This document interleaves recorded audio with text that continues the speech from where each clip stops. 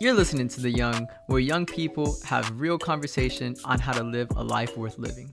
Hey guys, what's up? And welcome back to the Young Podcast. My name is Nicole, and today I am joined with my friends Pastor Jonathan and Marlene Dirmann. Come on, this is where I like to do my drum roll, but it doesn't come in. All right, so before we get started, we have 2 icebreaker questions, just because I feel like people want to know you guys. Okay. And so the most important question I feel like, crucial, is this. Ready? Who owns the most pairs of shoes? Between the two of you. Like everyone wants to know. I think I should answer that one. Go ahead, yeah. You. I would say you, probably. No, for sure not. He actually, at where we live, he has like the biggest shelf. The whole row is filled. Oh, wow. And I have a small section. That's true, actually. So.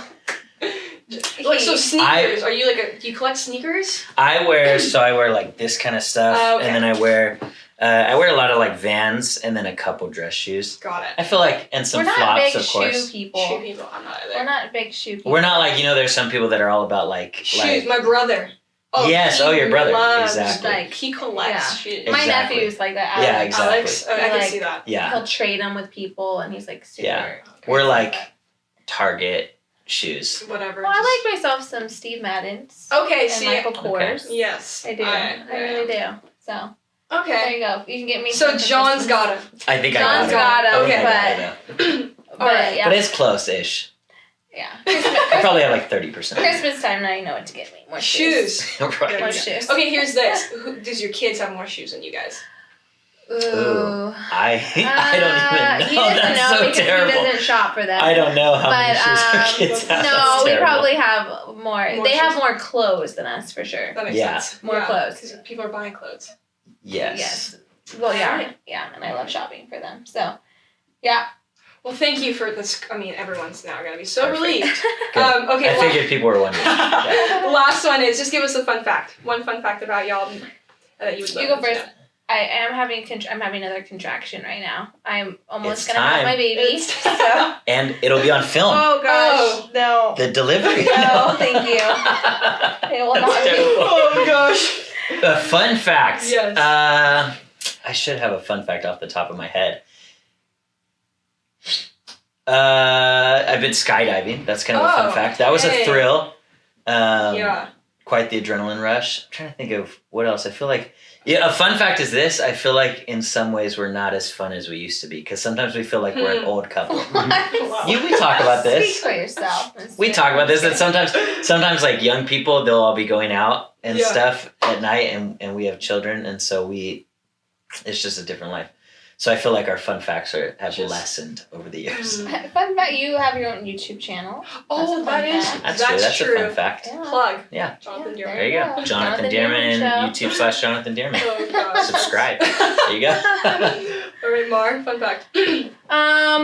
Well, on the topic of shoes, when I was before I was pregnant, I was a size 7.5. But then after I had my kids, then now I'm a shoe size up. So now I'm at 8.5.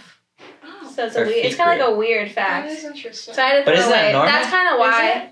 That's kind of why my shoes went down was because I had to give a lot of them Shoe away. size. Yeah. Interesting. Great. So it's a weird Trying to fact, look fun but as yeah. Yeah. So now I wear a bigger size. Yeah. I just hope that it doesn't keep growing. Per Keep having baby. more Yeah. kids. Right. So. All right. Yeah. All right. Well, those are great fun facts. Okay. So this is what I want to do. I want to get right into it now. Okay, let's we're do just it. going to jump into this. So you guys are young. This is called The Young. And so what we like to do cool. is talk to the young from the perspective of the young. Nice. And so that's kind of like our little lingo here. But I want to ask, so we live in a culture, a generation where, man, we call it the microwave generation, right? Everybody wants what they want now. I hear this too. It's like, hey, God spoke to me at 15 years old. It has been 2 months. Right. Why hasn't God moved? Right. Right? And I kind of want to hit this taboo of talking about there is a process to the promise. And maybe John or Amar, you guys can break this down. Talk about your personal lives and what that looked like for you guys of trusting God and not being in a rush for everything. That's a great question. And I think it works well because I think we have two different sides of the process. I think I probably had the speedier process, and she probably had the waiting process. And so we have both, and she's 15 years older than me, so no, I'm just kidding. She's 2.5 years older than me. I'm just kidding, babe. She's 2.5 years older than me, so she waited. But she also, so she's 2.5 years older, but then she was really following after the Lord at a younger age than I started really following after the Lord. So she had a longer waiting period than I did. Wow. And so why don't you share your side of the story first, and then I'll share this is actually something that I've been really I've always been passionate about. It's just that waiting time, and just growing up, I grew up in a Christian home, and my parents gave their lives to the Lord right when I was born. So my dad and mom, they had this crazy testimony, but when I was born, I never saw my dad as an alcoholic. I never saw my mom and dad, fighting or anything intensely or anything like that, because they truly changed their lives for the Lord. And so growing up, I had this, I fell in love with Jesus. I fell in love with him, just madly in love with him, and he captured my heart. And so I just had this mentality of just staying close with Jesus. And so through every, my life wasn't perfect, but through every trial or everything, one of the trials was my brothers. They grew up seeing my dad as an alcoholic. So because they're 12 and 14 years older than you. Yeah, they're all older.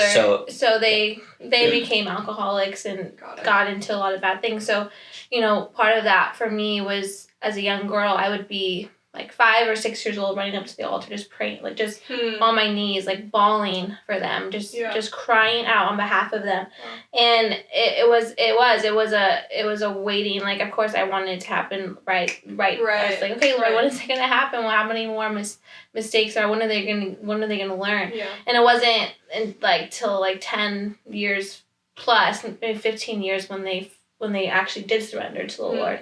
And so, but it was in that process where my relationship with the Lord grew so closely. And that's why I think I am passionate about that waiting process, because that's when in my relationship with the Lord, it became so real and just so authentic, where where the Bible talks about going into your secret place and closing your door where no one can see you, and having that time. I would go in my room and I would close my door as a young girl, and I would just cry out to the Lord for my brothers, because I so wanted them to know the Lord. I so wanted them to know what I knew. And so in that waiting time, it was just such a sweet time I had with the Lord that helped me, and even too helped me grow my passions for other people that didn't know the Lord. And that's where I began to have a passion for young girls. Right. And in high school, where my mission was, I want to go after these young girls that don't know who they are. Yep. And I want to see their lives change for the Lord. And then also for me, the next stage of me started in high school was waiting for my future husband. And I know that's kind of the thing, the thing where it's where is it, Lord, and you're in high school, and it's not, obviously you can't get married at 15 or 16, like they did in the olden days, but there's a longing for that. There definitely is. And so the Lord began, because I was so close to the Lord and I knew who I was in the Lord, I just started having this, it was a healthy, just a passion to reserve myself for my future husband. Wow. And so I was just in that waiting time and just asking the Lord, okay, Lord, my heart first is yours, and so I'm going to protect my heart. So even I would think even the way that I would dress, I would think, does this honor my future husband? Wow. In the way, as I'm going to school today, and the way that I'm dressing, does that honor him? So because I want to make sure that I'm saving my whole self for him, and I want to protect, my brothers in Christ as well. And so those were things that were constantly on my mind. I knew that was the Holy Spirit that was just from the Lord. And from high school, that's where I started my husband journal. I would write in my husband journal. And that is so cute. She would write for me. And this is why I say we were in totally different spots, because while she was doing that, I was totally out just flirting, just half in, half out. And so that's why the waiting period, she was praying for me and writing stuff in her journal for me while I'm out just being a young dork in a lot of ways. So that's why the process is a little different for but it's such a beautiful thing when you do it, and you don't you don't rush it. And of course there were times where I was, tempted, or I wanted to, Sure. Flirt with other guys or even go on dates. And I did have a relationship in high school. But I still had that in my mind, in my heart. Like, it always would point me back to Jesus. Like, okay, like, Lord, what are you telling me? Like, what are you asking of me? And because it was such a huge passion of mine to give my heart one day to my husband and to serve. And I always had a heart to serve in ministry with my future husband. And so just in that waiting time, though, it was so refining for me as someone that is a follower of Jesus, and just learning more about him and who he is and his character. Right. It just made me grow as a daughter and a believer in him. And then it's just so sweet when the promise comes. It just makes it that much sweeter, that waiting process. I always think of the Israelites, when they're wandering in the desert, they began to get impatient and started complaining and started taking things in their own hands. And that generation, they weren't able to go into the promised land. Yeah. And so I always look at that story and I'm just like, it's worth the wait. It really is. Yeah. When you do it God's way and because God, I always love that picture analogy where there's like a picture of a little kid and Jesus, and the kid has like a teddy bear. Yes. And Jesus has like a big teddy bear behind him. And I just love that picture because that's who God is. Like he doesn't withhold any good thing from those that, love him and walk uprightly. And so there's just the Lord, he has like the best for us. And so it's that waiting time, I think is important, how you spend that waiting time, because you can waste it. I love what you said, that you got to know him. And I think it's because you knew him that you knew you can trust him. Yeah, that's right. In the waiting. That's right. Right? I think oftentimes we're like, God, I'll wait for you, but then you don't really know God, so then we become impatient. And we don't realize, you even said it, God, you withhold no good thing. But if we don't know that God withholds no good thing, then we're going to just get impatient. So I love that. I think it's so key of the importance of God. I need to know you. Yeah, that's like, not just know of you, right? Like, I know of Beyonce.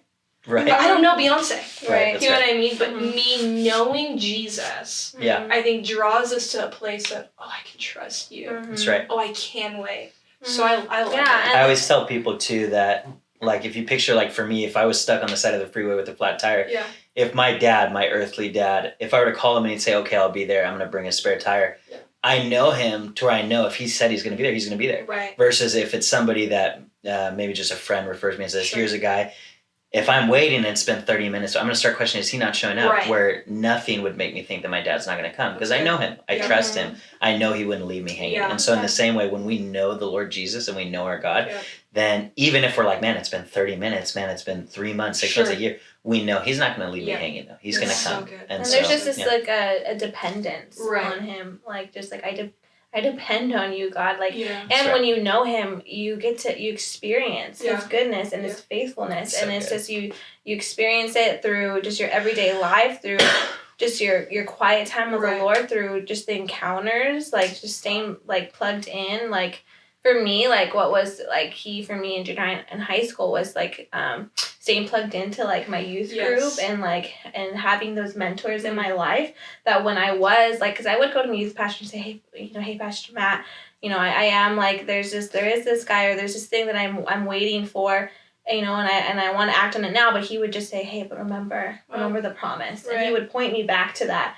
And to have that, and to have parents that would direct me, like, they would always, if I did something that was wrong or not right, they would sit me down and they would open the Word with me, and they would say, hey, this is not the Lord. This is what the Word says, and you're not going against it. And they would do it so lovingly. And so those were things that would like pull me back, because of course the enemy doesn't want us to wait. He doesn't want us to get the things that God has for us. And so there is going to be the enemy trying to steal away and take away things. But that's where it's so important to have like those people in your Yeah. life that keep you on track to remind you of the promise and why you're waiting for what So you're waiting good. for. I love it. Yeah. And so you said that she had more of the waiting. So what Exactly. does your And side look like? Yeah, so this is all through high school. So her entire time she's doing this. I mean, she's writing her husband journal. She's praying for her husband. She's talking And through about college. me. She didn't know it was me. I didn't know it was me, but she's talking about me through high school, through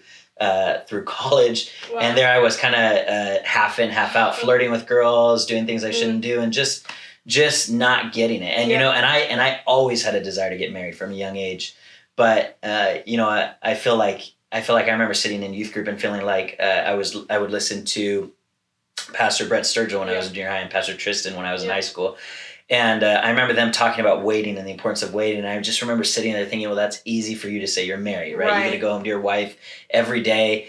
And I just remember feeling like it's going to be so long. And then when you finally have that moment, you're like, wow, it came quickly. It's the same way with the driver's license. You know, like I felt like, man, it's going to be forever before you do it. And then one day you're there. And then it's just, it happens before you know it. And so for me, I was like messing around, just not being who I'm supposed to be. And long story short, after high school, I graduated. I joined an internship here at the church with the youth pastor, and I quit my job to join it. I didn't go to school to join it. I ended up being a terrible intern. I was like totally half in, half out. He would say, show up at 8. I would be here at like 9. He would ask me to do something. I would have to do it. I would have an attitude. I was supposed to not flirt with girls. I was talking to multiple girls at the time, bound up with lust.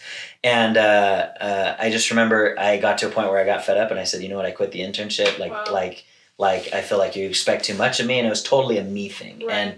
And I realized I messed up. A few days later, I came back to say like, hey, can I come back in? And he graciously said, hey, I love you, but no, you quit, and that's it. And so that was 6 months out of high school. I didn't have a job because I quit my job to join the internship. I didn't go to school to join the internship. Now I'm not in the internship.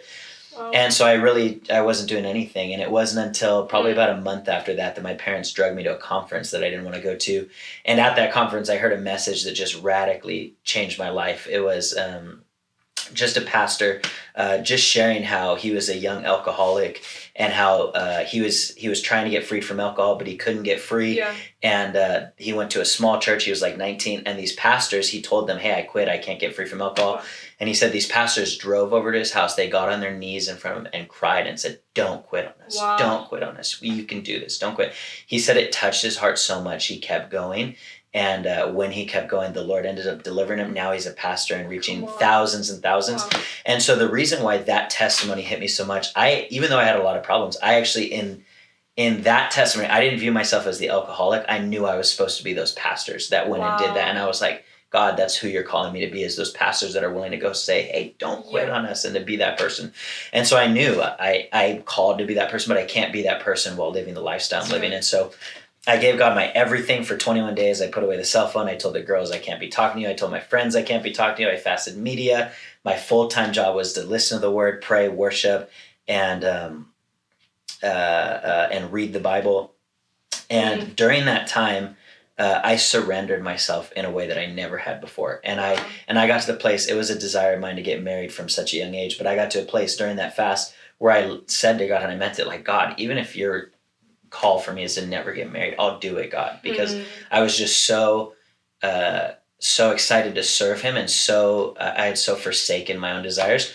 And in that fasting season, the Lord had said, Jonathan, and I really gave him everything I've got. I wasn't perfect, but I gave him everything I got. And he said, after this fast is over, expect your life to start moving very quickly. And I didn't know what that meant at the time, still unemployed and all that. And it was on day 19 when I was asked to be the youth leader in Lake Elsinore. And that same day, earlier that day, God told me, I want you to be a youth leader. And then that night, Pastor Aaron out of nowhere just asked me. And Pastor Aaron Funk. And then when I prayed about who should be on the youth team, Marlene was one of the names that came up on that. And so went to be the youth ministry, and doing youth ministry together. After a little while of doing that, we actually fell in love. Like, our hearts were totally connected.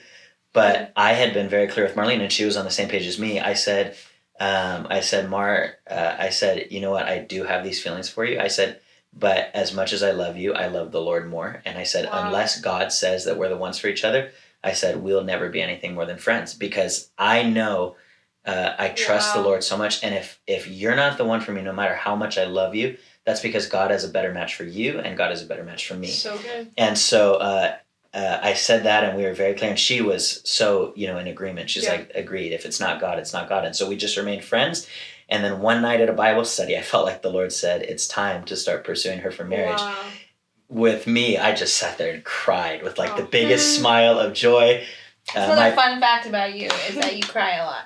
That's a fun fact. I do. Actually, cry more than me. Yeah, we'll be sitting in movies where it's like such an emotional movie, and I'm over there weeping, and Marlene's just like, "Hey, what do you want to eat after?" And I'm like, "Are you serious? Like, how is this not affecting you? This dog just died. Like, no, not a dog movie, but." So I asked my parents, and I told my parents, and I meant it. I said, "This is what I feel like the Lord is saying." I said, "I trust you with all my heart, though. If you don't feel like this is God, I won't even tell Marlene this is what I felt. We'll just stay friends." Thank God they felt like it was the Lord, and it was the Lord. And then I called her parents. I told her parents the same thing. I called her dad. I said same thing. If you don't feel like it's the Lord, I won't even tell Marlene that this is what I thought, and we'll just keep being friends. And thank God they felt like it was the Lord. Yeah. And the process kind of went like really fast. It was really fast. We dated for 2.5 months, and then we were engaged for exactly 2 months. Yeah. And that's from our first date, and not everyone's like this, but from our first date, we went out on our first date knowing we're going to get married because we knew God wasn't calling us to date to see what's up. We knew that we were, and that's something we had known from the very beginning of even the feelings we had for each other is if we're going to date, it's going to be because this is God. And if if it's not God, then we're not going to date because why would we bind our hearts together just to eventually rip them apart if it's not the Lord? And so from day one of our date, we knew. And 4.5 months later, we were married. 5 months later, we were pregnant.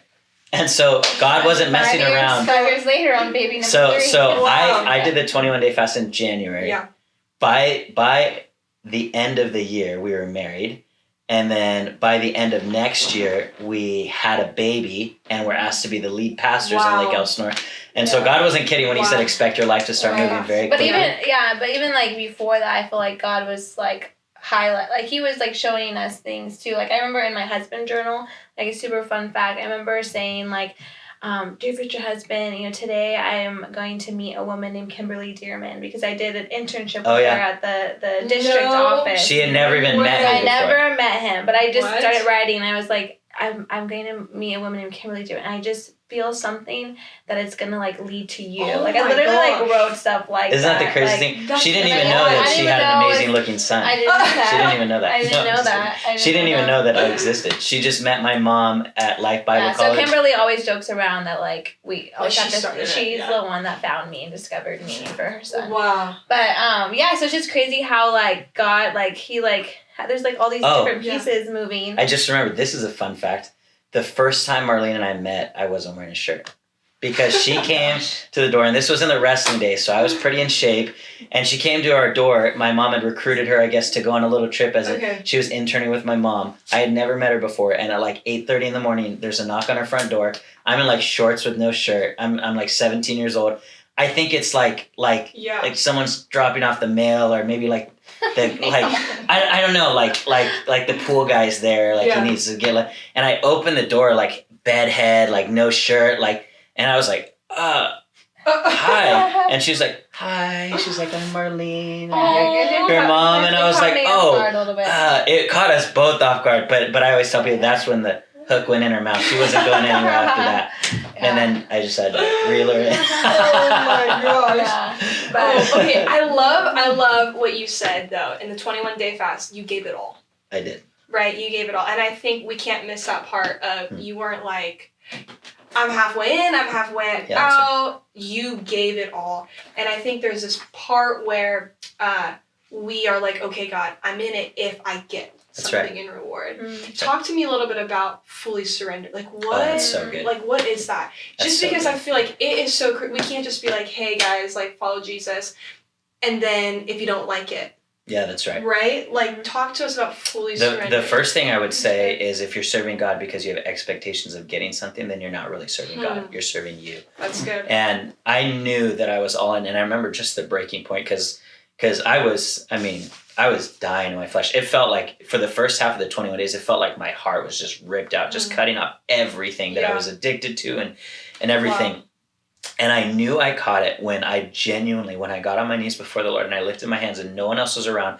And I was able to say, God, anything you want me to do, you say it right now, God. I will do anything. Wow. And I knew, God, if you're telling me to give away my car, I'll do it. If you're telling me to throw away my video game, I'll do it, God. If you're telling me to move to Africa to be a missionary, I'll do it. If you're telling me never to get married, I'll do it. And there's something so special about being able to cry out to God and to be able to pray that prayer. God, you say it and I will do it with no reservations. Not, God, you say it, I'll do it, except for this, except for that. Wow. And I want to make sure this.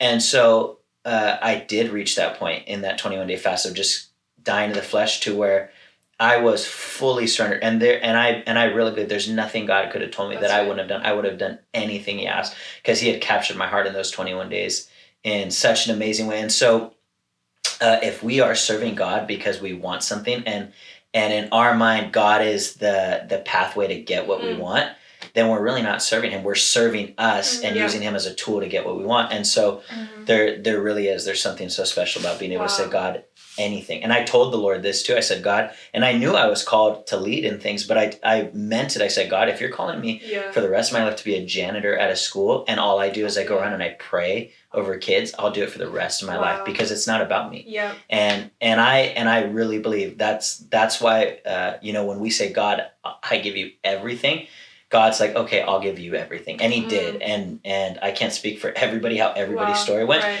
But when I gave God everything, he held nothing back from me. And it's not always easy. At some points during the fast, I really felt like I was dying on the inside. But it's not always easy, but it's always worth it. And it's the exact scripture.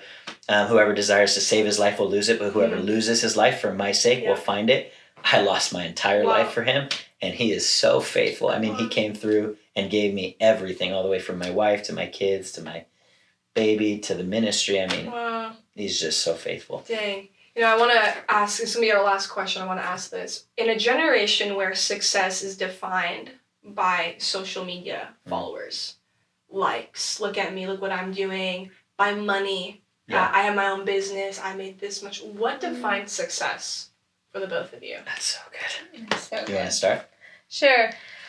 This is something like just being vulnerable. Like growing up, I knew I was called to full-time ministry, like from a young age.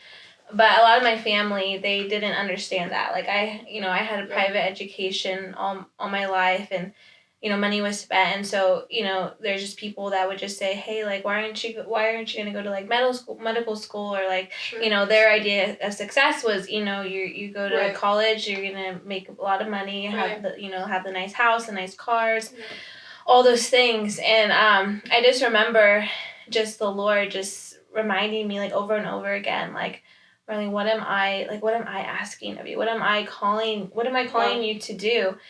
Because I knew like that, talking about surrender, that my life was surrendered to the Lord. My life was his. And so nothing like held me back from that. And so like for me, like success has always been and there's still times where, my family will make comments to me and say, I don't really understand what you're doing, but I know that I'm doing what God's called me to do. Sure. And to me, like that is what success is doing what God has called you to do. Because for me, I've always had this mentality too, like our life here is so short. It is so short. And so I'm always thinking, okay, like being kingdom minded, like what matters. And not saying like the Lord, I think, calls people to be doctors, obviously, and to be all these things and to be, in those fields to bring the kingdom there. But for me, it was just that the Lord, that success, because, there was that pressure to, want to go to a college that, I could become a doctor, or I used to want to, like, deliver babies, and I... Perfect. That would have been perfect for the next couple weeks, But I knew, again, it was just knowing the Lord that time, just being with the Lord, and that waiting of just being with him and hearing his voice.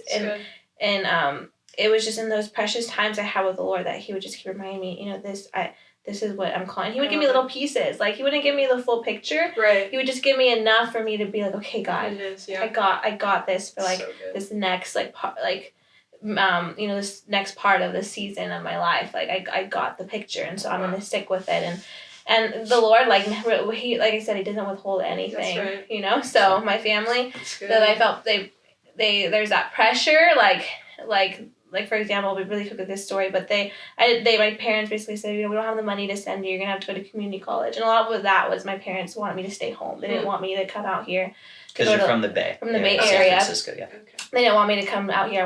I felt called to go to Life Pacific College, and I remember the week I was gonna sign up for a community college, I got a phone call from my friend's grandma, and she said, Marlene, she's like, my grandma talked to her friend, and she told you her story, what you're passionate about, like what God's calling you to do and reaching young girls, and she wants to pay for your first semester of college. So there's a random lady that she never met me, Dang. paid for me, and that point my dad was like, okay, I can't. And it was say no. And it was at that college that she met my mom and then met me. So it's just how the Lord just works things. Wow. Wow. So it's crazy how everything works out. But yeah. And what a great question that is.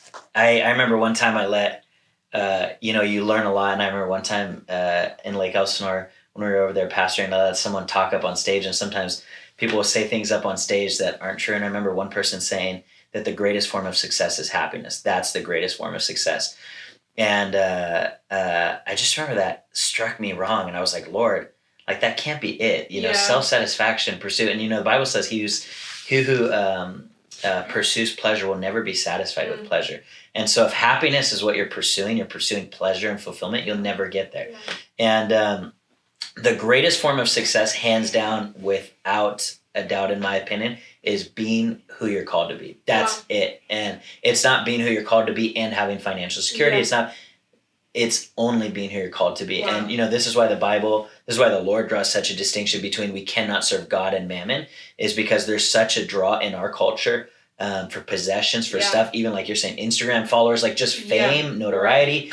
And so God draws a clear line in the sand in his word and says, you cannot serve God and the stuff. You have to choose. And so it's not even close to me. I would truly, and I'm not just saying this, I would rather be a garbage truck driver for the rest of my life in the will of God than be an evangelist preaching to millions of people outside of the will of God, because I know we all have a part to play in the body of Christ, and I want to be in my part. And so it's not about the notoriety, it's not about the money, it's about being who God's called you to be. And so anyone watching, even if you're in where God's called you to be, you're in the highest form of success you could possibly be in right now. And so you have the grace of God, and you have the power that's behind you. Exactly. Anything you put your hand to it will prosper because you're in his will. It's so true. So hey, we do this thing. We're about to conclude here, but we do this thing called the last 30. Oh, nice. Okay, so you've got 30 seconds. 30 seconds. To share one more thing. So I'll start off, and then Mar, and we'll end with John. Okay. 30 seconds. I used to start with, you guys go first, and I realized. No, it's perfect. Give the example, right? Yeah, so I'm just going to give you the example. All right, perfect. So my last 30 would be this. I love what John said of stay where you're at. Don't quit. Don't give up. And don't move ahead of God. That's right. But follow the pace that God has for you, and trust that he's going to take you to where you want to be and what he's got for you. That's right. So that's mine. 13 seconds. Wow. Right nice. Pretty good. Oh, we got a timer. Dearmans are not good at We're not good at short time frames. Yeah, 30 seconds. Yeah, and she fits right in with that. So it'll be anywhere between 30 seconds and... You go first. You want me to go first? All right, John. All right. So my last 30 would be kind of echoing what I already shared, but really, I promise you, as someone who's been half in, half out, as someone who's tried doing it 80% of the way, 90% of the way, there's truly nothing like going all in for the Lord. And it's not always easy. It's always worth it, though. And don't be discouraged. Keep getting back up. My life verse is the righteous man may fall 7 times, but he gets back up. What makes you righteous is not that you don't fall, but that you keep getting back up. So don't quit, and it's totally worth it. I promise you. Mm-hmm. So how many seconds was that? That was 30. Like 30? Look at that. All right, here we go. Like that was like 30. All right, Mom. Okay, so I would say is that there is beauty in the process, and there's so much beauty in just the waiting. I even think about pregnancy. This is my third one. God could have created it where it could have been 1 month and then you have this baby, but it's a 9-month process where the God is building something. He's making this baby, forming this baby, and doing something so beautiful in your heart and in this baby's life. And so there's just so much beauty in that waiting. So don't rush the process. That is so good. That is Was that 30? Yes. Really? Oh, wow, we are in. Let's go. We Oh, did man. it. Hey, thank you guys so much Thank for you. joining us on this podcast. We're so grateful, so Our honored to have pleasure. you Thank on you. here. And you guys know this, but we have a podcast every single Friday, so stick tuned to That's next so week's podcast. And we love you all. See you, and see you at a Jesus Club. Love you guys. Have a great one.